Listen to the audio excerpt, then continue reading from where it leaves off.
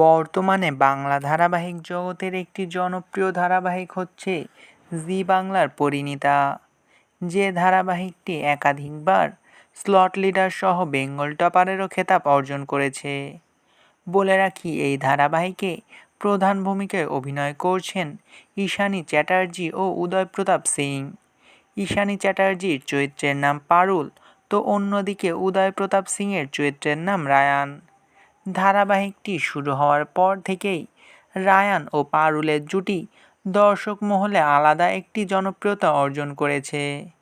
কিন্তু এত কিছুর পরেও এবার বদলে যেতে চলেছে পরিণীতার রায়ান ও পারুল।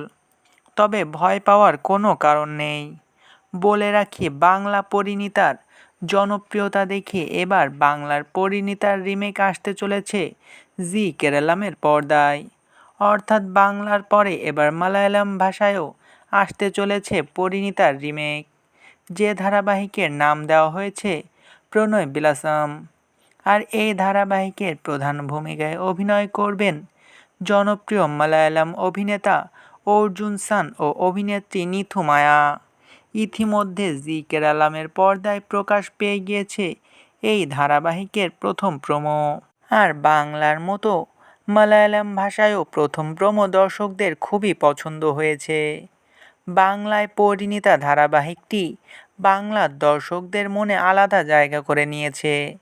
এবার দেখার পালা মালায়ালাম ভাষায় পরিণীতার মালায়ালাম রিমেক প্রণয় বিলাসমও দর্শকদের মনে ঠিক কতটা জায়গা করে নিতে পারে। গল্পের নতুনত্ব ও রায়ান ও পারুলের খুনসুটি মার্কা জুটির জন্যই হয়তোবা এই ধারাবাহিকটি এতটা জনপ্রিয়তা অর্জন করেছে।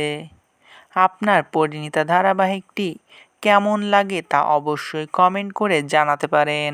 ভিডিওটি ভালো লাগলে চ্যানেলটিকে সাবস্ক্রাইব করে আমাদের সাথেই থাকবেন। আপনাদের ভালোবাসায় আমাদের সামনে এগিয়ে যাওয়ার শক্তি যোগায়।